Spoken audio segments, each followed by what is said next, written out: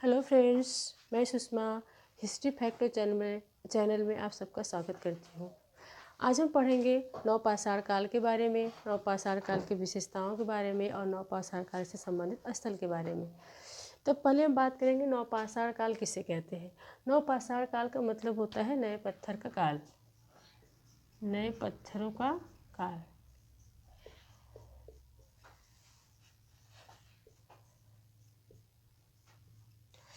नवपाषाण काल शब्द का प्रयोग सर्वप्रथम जॉन लुपाक ने किया था। किसने किया था? जॉन लुपाक ने किया था। इस काल को हम क्रांति का काल भी कहते हैं। क्यों कहते हैं?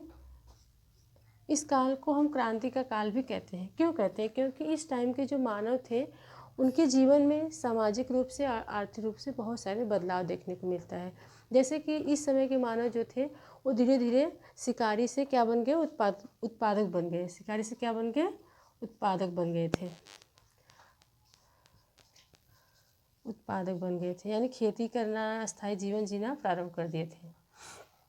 तो इस प्रकार से हम नवपाषाण काल के बारे में इसको विशेष इस आधार पे हम नवपाषाण काल के बारे में कुछ विशेषताओं के बारे में बात करेंगे। जैसे पहला आपका है, फर्स्ट है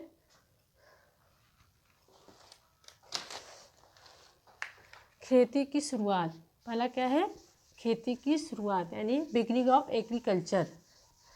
इस टाइम लोग खेती करना प्रारंभ कर दिए थे। कृषि की शुरुआत।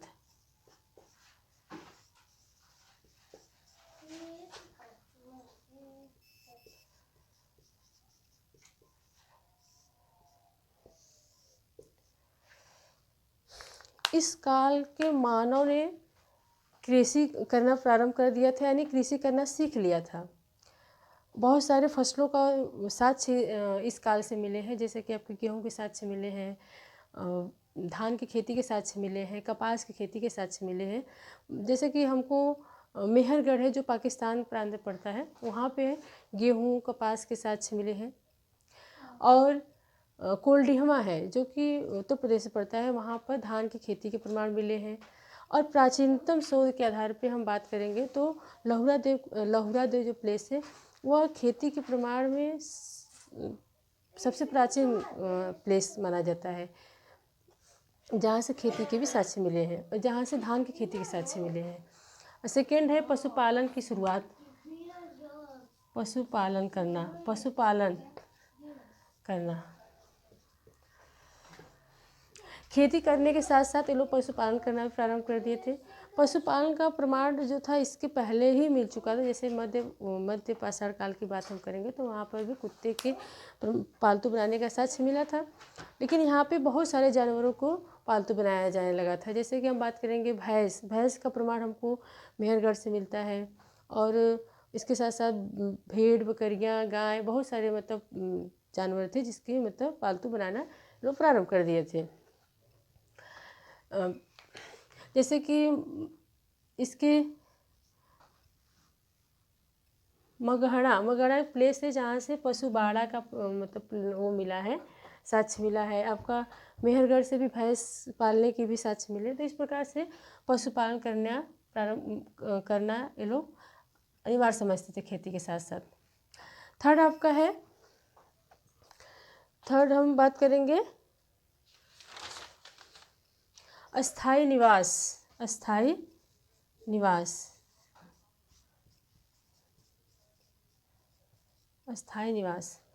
इस काल के लोग धीरे धीरे कृषि करना जब प्रारंभ कर देते हैं तो अब अस्थाई निवास तो करना ही ज़रूरी हो गया, क्योंकि फसल की देखभाल कौन करेगा अगर लोग इधर उधर बंजारा जीवन जिएंगे तो इसलिए लोग क्या अस्थाई जीवन जीना प्रारंभ कर दिए। इसके हमको साक्ष्य मिले हैं, जैसे कि अबुर जोहम से गर्ताबास के साक्ष्य मिले हैं। इस गुफ कराल से भी उनके अस्थाई निवास के साक्ष्य प्रमाण मिले हैं। और नवपाषाण कालीन बस्ती आपके मेहरगढ़ से भी प्राप्त हुए। तो बहुत सारे ऐसे दक्षिण भारत में बहुत सारे प्लेस है जहाँ से इस अस्थाई जीवन जीने के प्रमाण मिले हैं। तो हम बात करेंगे कि इस काल के लोग क्या है, धीरे धीरे अस्थाई जीवन जीना प्रारंभ कर दिए थे। फोर्थ है पहिए का आविष्कार। फोर्थ क्या है? पहिए के आविष्कार। जो कि यह मानव जीवन का सबसे टर्निंग पॉइंट माना जाता है। पहिए का आविष्कार करना यानी मानव जीवन का सबसे टर्निंग पॉइंट माना जाता है, पहिए का आविष्कार।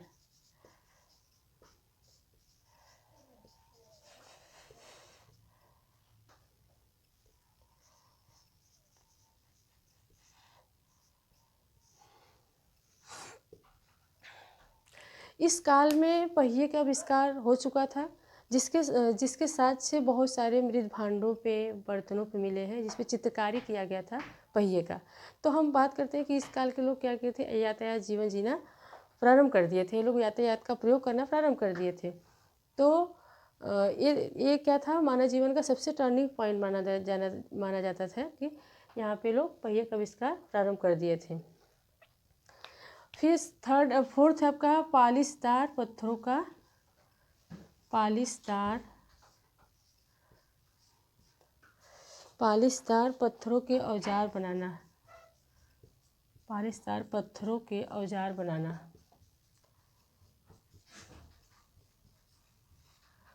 औजार बनाना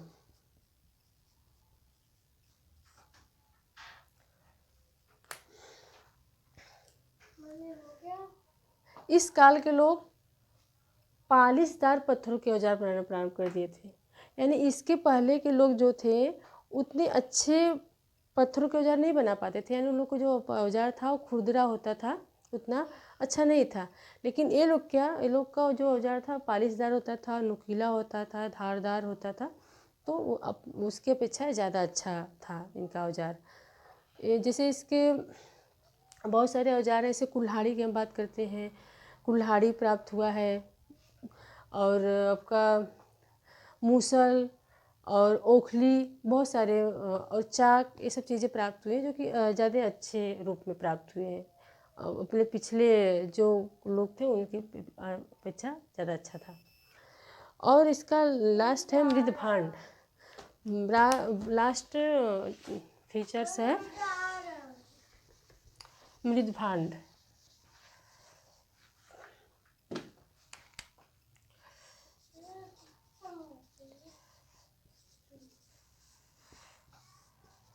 पोट्री यानी इस काल के लोग अनाज को रखने के लिए, खाना पकाने के लिए बहुत सारे मिट्टी के बर्तनों का प्रयोग करना प्रारंभ कर दिए थे। यानी जो बर्तन बनाते थे लोग, मिट्टी के बर्तन बनाते थे, धीरे धीरे हाथ से बनाते थे, लेकिन धीरे धीरे क्या हुआ, ये लोग चाक का भी प्रयोग करने लगे।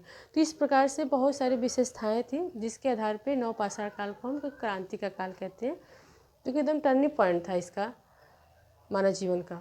तो यहाँ से, और आग का आविष्कार तो पहले लोग, आग का तो चिंगारी निकलना ये सब चीज़ें पहले था, लेकिन इस समय लोग आग को अपने जीवन में उपयोग करना प्रारंभ कर देते हैं। खाना पकाने में, बहुत सारी चीज़ों में, बर्तनों को पकाने में आग का आविष्कार आग का यूज करना प्रारंभ कर दिए थे। तो इस प्रकार से आपका नवपाषाण काल के बारे में, नवपाषाण काल की विशेषताओं के बारे में जानने का प्रयास किए।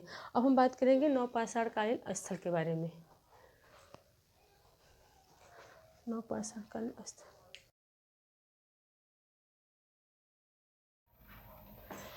तो अब हम बात करेंगे नवपाषाण काल से संबंधित प्रमुख स्थल के बारे में, जो यहाँ पे मैप के थ्रू समझाने का प्रयास किया गया है।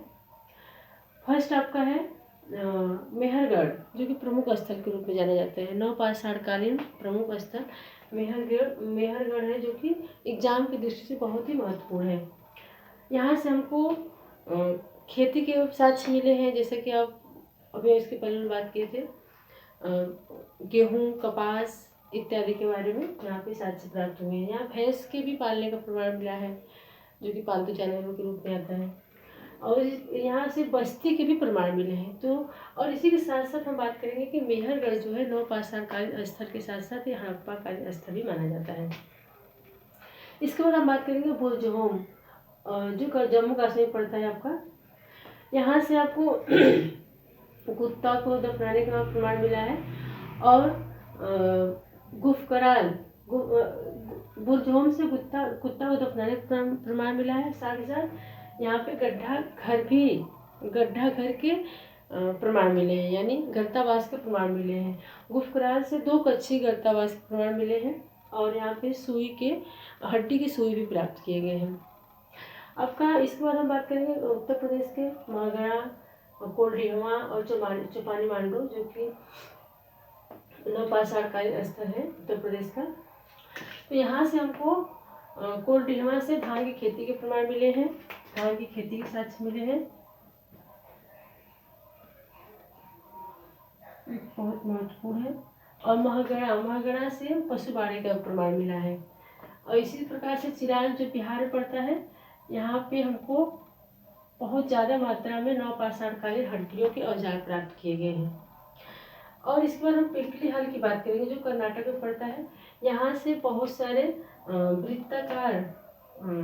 वृत्ताकार झोपड़ियों के प्रमाण मिले हैं, नवपाषाणकालीन स्थल से संबंधित है जो।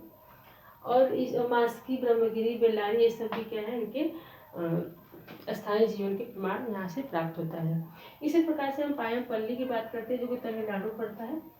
यहाँ से भी नवपाषाणकालीन साक्ष्य प्राप्त किए गए हैं।